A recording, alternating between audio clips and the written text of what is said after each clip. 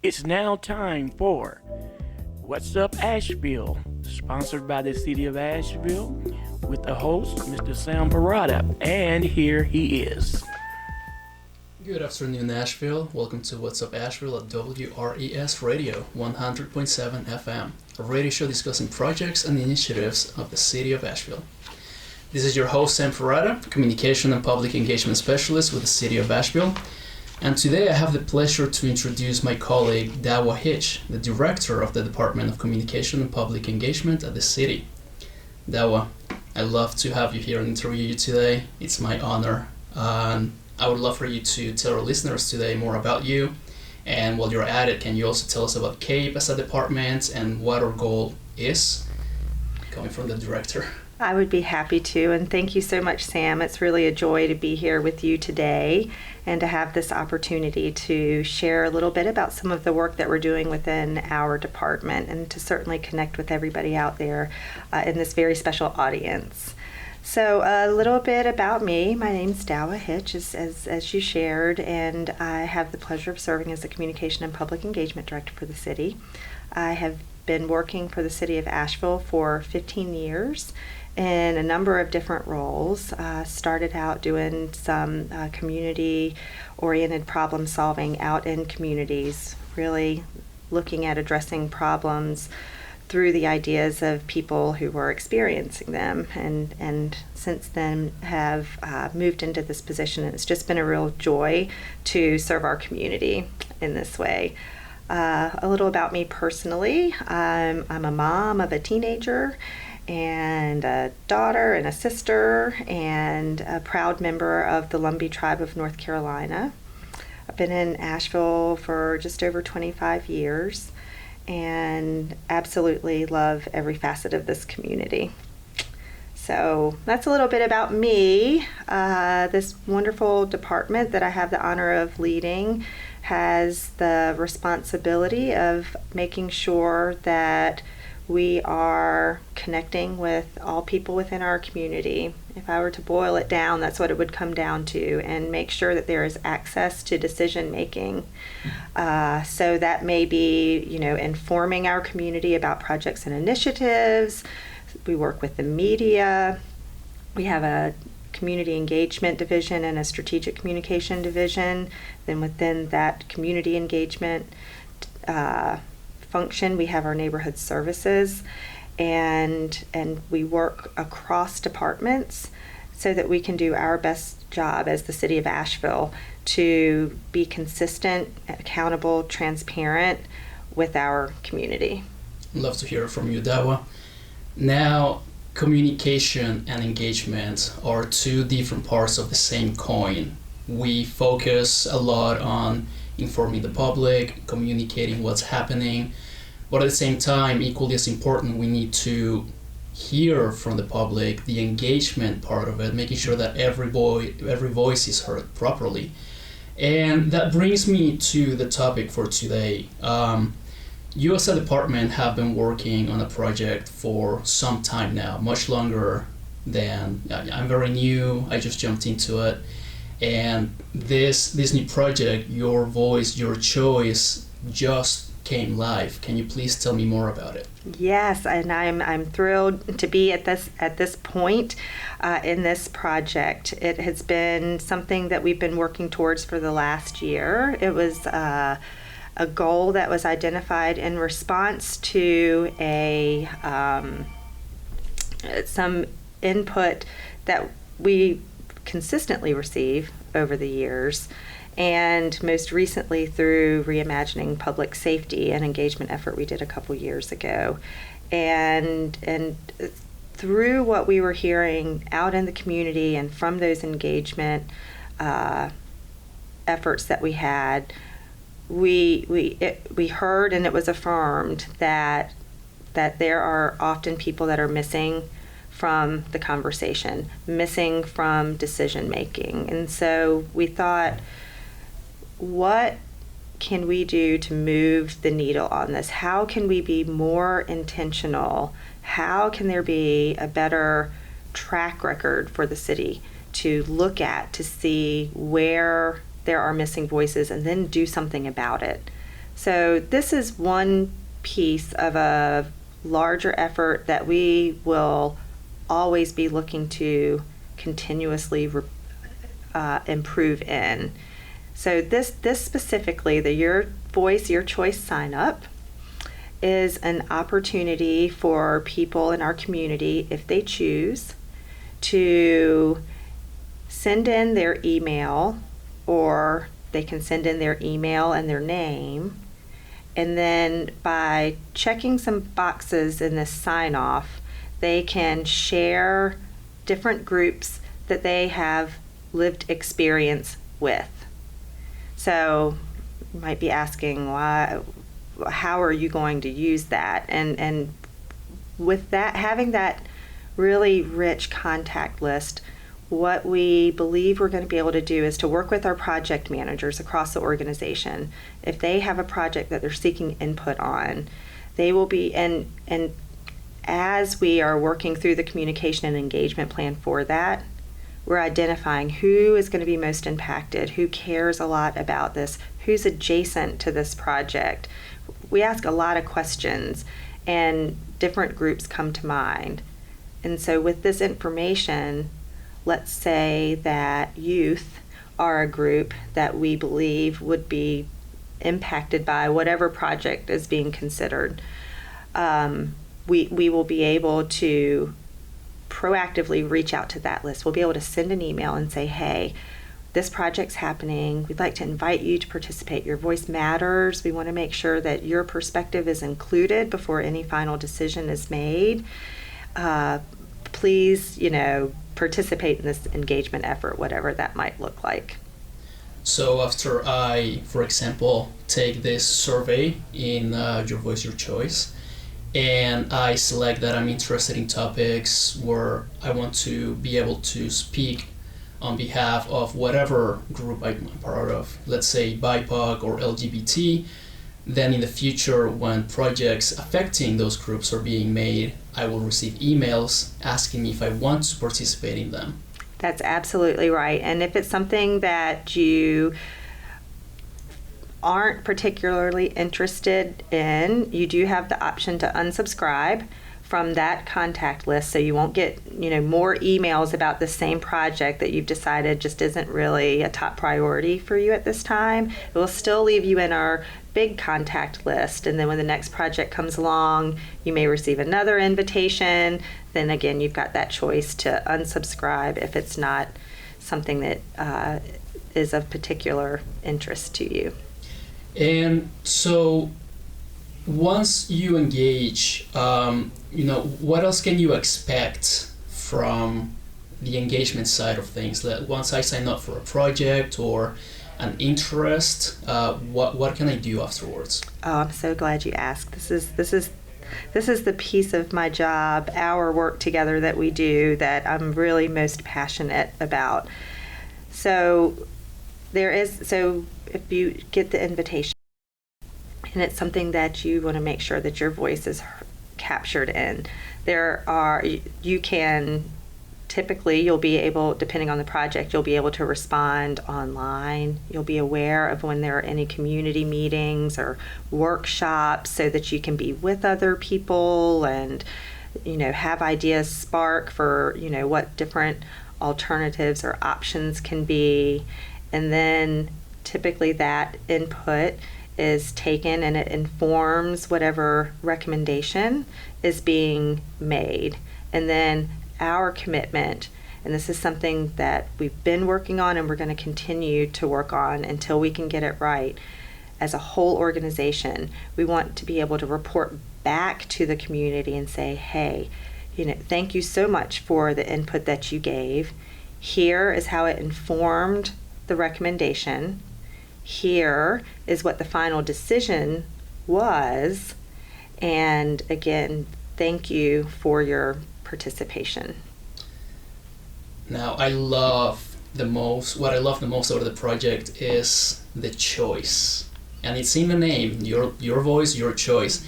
And it's the fact that when you answer, you can answer multiple different ways. So you can be you can sign up for technology, you can sign up for arts, and you can receive all these different sign-up opportunities for all the projects the city has. And that is something that I believe will help the community better, because the city has, at any given time, how many projects going at a time. You can never find them, and this way they find you based on your responses.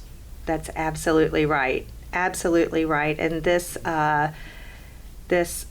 opportunity to identify with certain groups or topics is not time limited. We've made some updates to our website to better help people get to engagement opportunities. So if you go to the front page of the website at ashevillennc.gov, at the top there's a tab that says engage, and then that'll take you to the page, and that's where the Your Voice, Your Choice sign up is, as well as a portal to our public input engagement hub and our social media and other opportunities to engage with city government. I love it. I wish back home, I'm new to Asheville now, and back home there was nothing of the sorts. I never knew what was happening in my city, and at some points I wondered, how can I be heard? Because it felt like at points no one was listening to me, or my opinion just wasn't as valid as everybody else's who were more involved. But at least it gives me the opportunity to proactively hear back from the city. Absolutely. And to kind of break through all of the stuff that happens. I mean, I get it. Life is a lot. We all have lots of demands, family, friends, our work, our community work. And it's hard to keep up with all of the different decisions that are being made. And so we hope that this is a step in a positive direction, so that people are at least getting things sent to them, opportunities, in addition to the stories that we tell, the newsletters that we send, just creating another space for when we're really focused on decision making. And I like to go back to a point you made earlier. If I sign up, I can use my email and my name, but I don't have to give you all my personal information, do I? No, you don't. No, you don't. And we certainly appreciate and have heard over the years that if you ask too much information, that might discourage people from participating. So the team, and I just have to give a shout out to our team, an amazing group of people. I am honored to serve with them every day. We spent a lot of time thinking about just that, and got input from our Office of Data and Performance as well, and our Office of Equity and Inclusion, to make sure that we were mindful of any barriers that we might be creating. So that's true. There's the option to just have your email, to sign up with just your email. There is the option to do email and name. And then when there are projects that are asking for input and there's questions associated with it, we're committed to making sure that it's clear that if you want to remain anonymous and have no information connected to you as you fill out the survey, that too is an option. So it would require just kind of signing, if you've registered, to sign out and then come back in and take it anonymously. So there's a couple different paths that we've implemented to make sure that there are as few barriers as possible for people to share what their thoughts are. Phenomenal. Now, Dawa, my understanding is that there is a need for local governments to build trust in the community, transparency. What do you think of this? I think that it is a really important facet of what we do. It is critical for the success of this organization and the community that we serve to really reach our highest potential.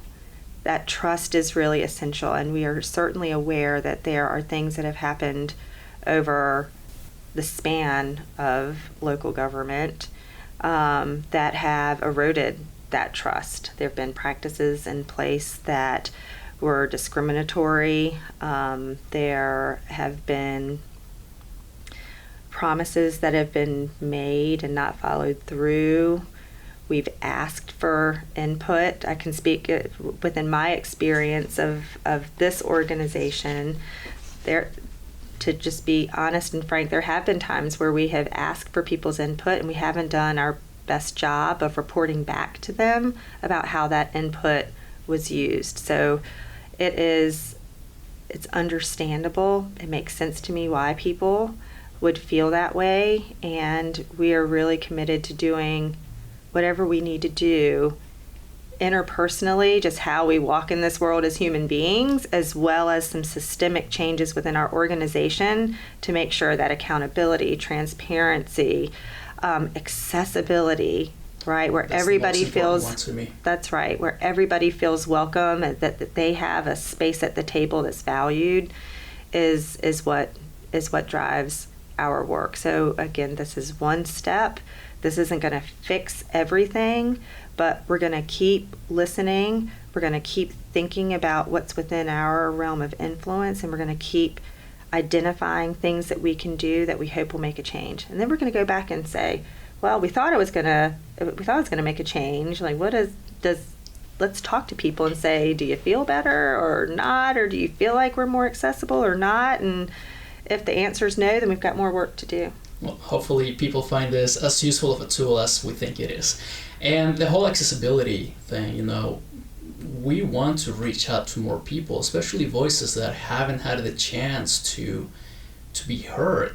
And, smaller communities outside of Asheville or just in the surrounding areas, people with little access. And I love that you can choose multiple topics and backgrounds, especially, for example, the elderly. Maybe you work with someone who is elderly and they don't have the access to voice their concerns.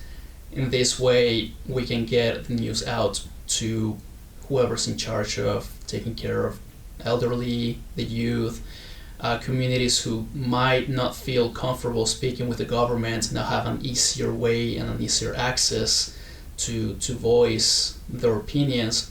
And I love what you're doing and how this project is finally taking shape to build up this trust between Asheville, the city, and its community. Yeah, I'm so glad that you raised that point, because it brings up another facet of this that we haven't yet talked about. And that is reaching out to our community partners. So as we have been developing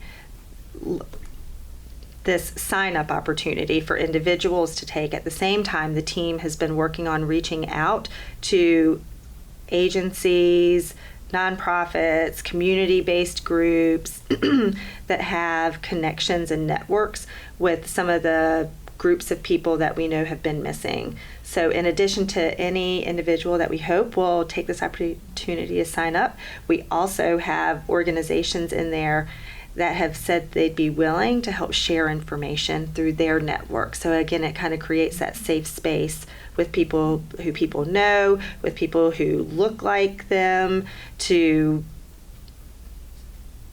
bring people into the conversation. Create a bridge between us and them. That's exactly what they are, this community, this engagement with the community. It's not just done through us, but with the other organizations who supported us, and they want everyone's voices. That's in right. The conversation. Because we're truly all in this together, aren't we? At the end of the day, we're all in this together. Well, Dawa, please tell me now a little bit of the history behind this project. Maybe some roadblocks you faced, how you managed to overcome them, and how those obstacles shaped what we have today. Like any good project, you have an idea of, we want to begin with the end in mind and think about, what it is that we're walking towards and what success would look like. And then you get into it and then you realize you've got to make some adjustments. And we certainly did experience that. We had kind of this big idea of, how we can connect with different groups better. And as we started to kind of build things on the back end of the platform, because it's a rich platform. It's where we do our online engagement. I do want to say online engagement is not the only engagement that we do, nor is it the only engagement that we do. So I know this is a little bit of a sidebar, but I do want to say it's important to us that we not only use this tool to invite people in, but then that information has a place to sit so we can revisit it again when we need to. And if we need to get out into the community, if we need to knock on doors, if we need to go to gatherings to get people that we see are missing, that's what we need to do. So thank you for letting me share that really important piece of this. But it back is important, yeah, because this is the basis to what Your Voice, Your Choice is now. That's right. It's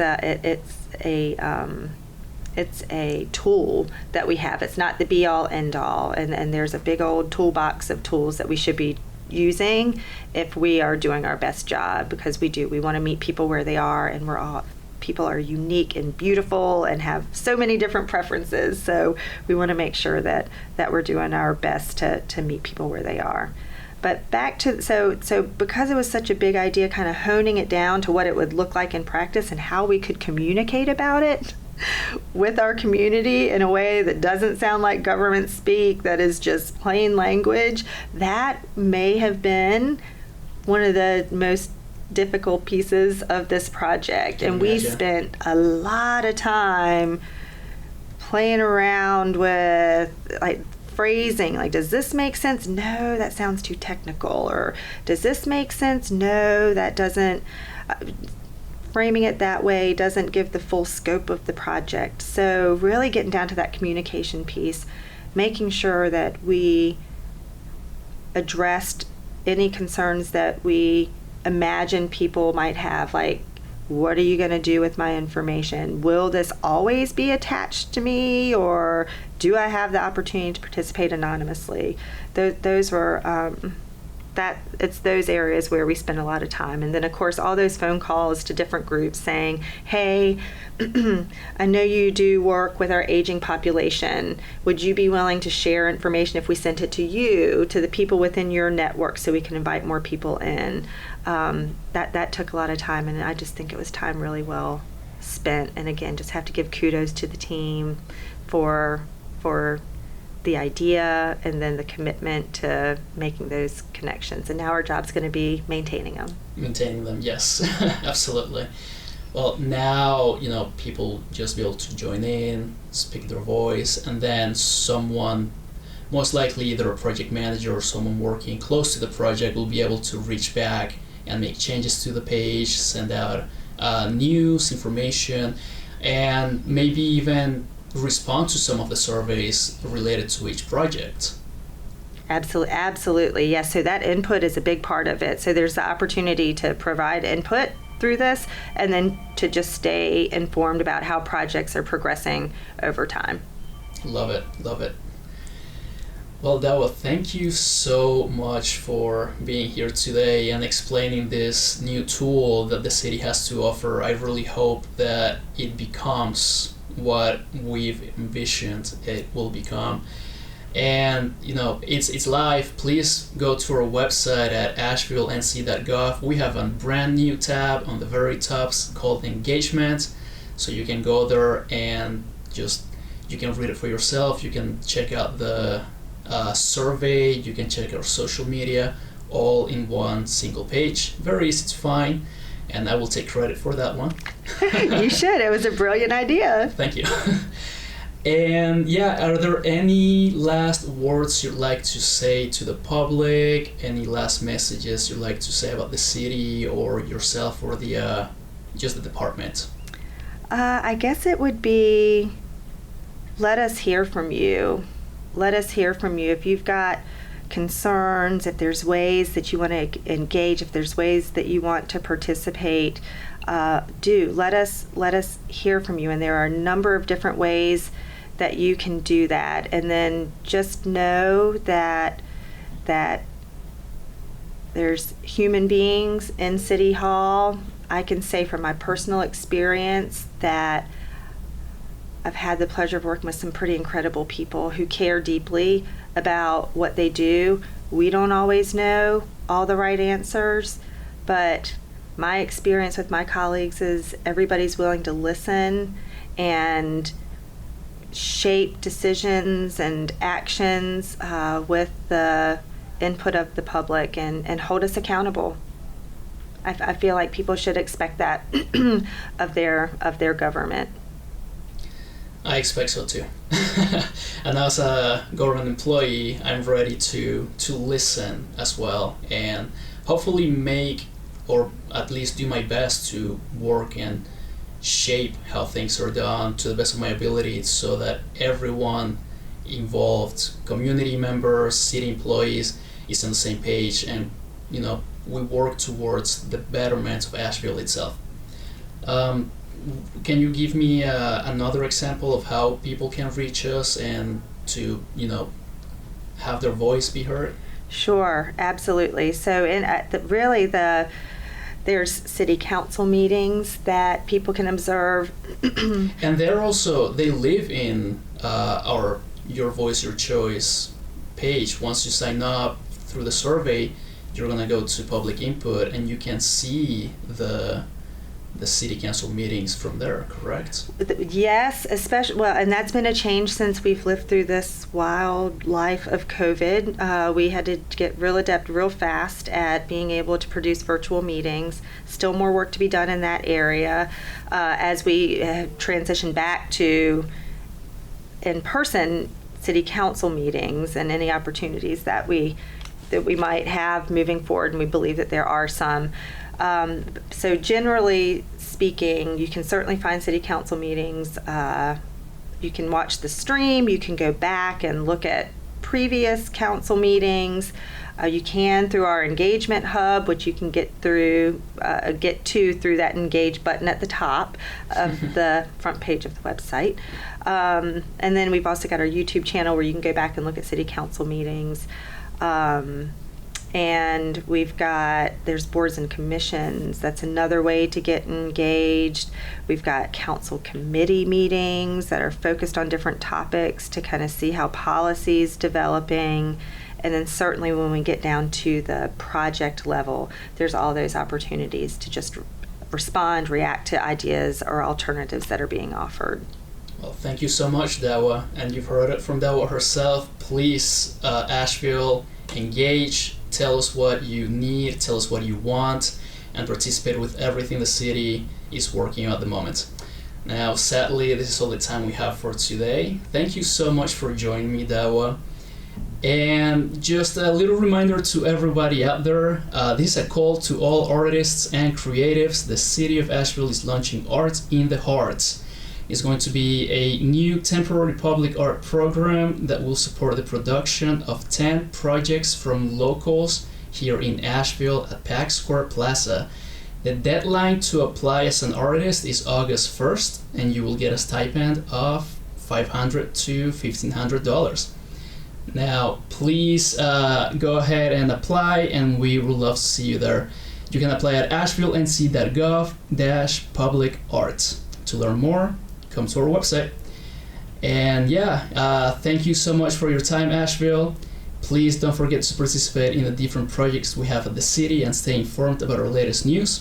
And visit our website at asheville.nc.gov to learn more about each department and what we can do for you. Stay tuned, and we'll be back to talk about another city project in the near future, right here at WRES 100.7 FM. Take care, Asheville. You've been listening to What's Up Asheville, sponsored by the City of Asheville in collaboration with WRES 100.7 FM. This program will re-air every Monday, Wednesday, and Friday at 12:30. Thank you for listening.